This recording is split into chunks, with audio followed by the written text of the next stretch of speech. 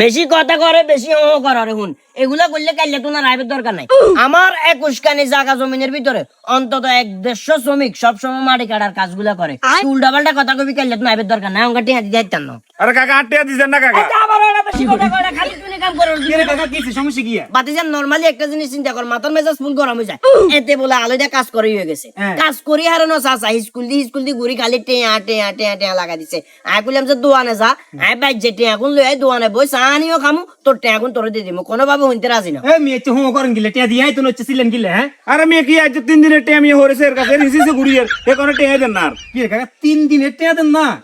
ওইছি তো আরে কাকা শুনেন আই কই ইসলামের দৃষ্টিকোণ থেকে যদি বিবেচনা করি শ্রমিকের গাম শুকানোর আগে তাদের পাওনা পরিশোধ করে দেওয়া উত্তম আরে বাবা রে, এটা তো আমিও জানি কিন্তু আমার কত হইলো এদের কাম জায়গা অনেক জরে দিছে কাম খেয়াল করছিস এখান হুয়েতে 4-5 ঘন্টা লাগবে 3 ঘন্টা লাগতো না আমি বাইর যাবো বাইরে ফট করে এদের টেয়া গুন দিয়ে দিমু তাইলে এদের কাম এখান হুয়ে বেরে হাতে তোর টেয়া হার কাকা এবার বুঝেন মানে কি পরিমাণে পরিশ্রম করছে গাম শুধু যাইতেছে 6 ঘন্টা খালি গাম শুকাইতে লাগে আপনার উচিত কি জানেননি মানে আই অঙ্ক করলে কবে কি আই টাউডারি করি রে হে কাজ করে উঠছে না উড়ার সাথে সাথে আপনি টিয়া লো বলেছেন এনে দি দিতেন আসসালামু আলাইকুম ম্যাজিস্ট্রেট চলে আইছে ম্যাজিস্ট্রেট তুমি টেয়া লইলো আর কি আচ্ছা এই আপনি হাইবেন